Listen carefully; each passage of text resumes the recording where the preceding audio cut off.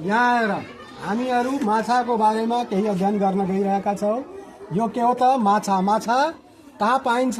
पानीमा बस्ने जीव हो, होइन? एक्वेटिक एनिमल हो। हेर, यसलाई पनि सास लिनको लागि के चाहिन्छ त? हावा अक्सिजन चाहिन्छ। तर यसमा के हुन्छ? यसको यदि बनावटलाई हेऱ्यो भने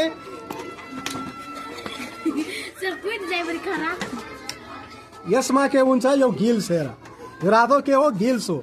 यो गिल्सको थ्रु यसले जब पानी लिन्छ, यही भएर यसमा अक्सिजन जान्छ।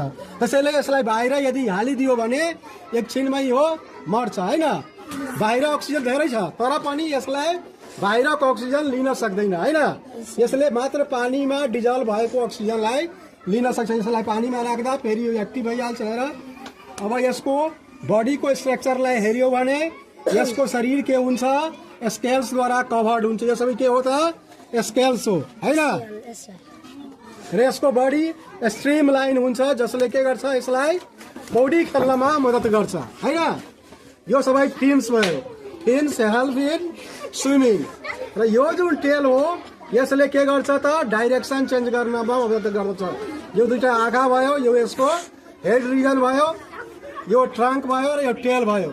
यो के हो? भर्टिब्रेट हो। It lives in water.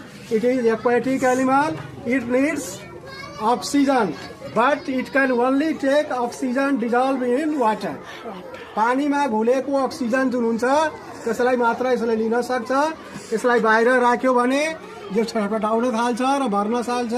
यसले सास लिनको लागि यो गिल्स हुन्छ, होइन? अरू हेर यसको स्ट्रक्चर।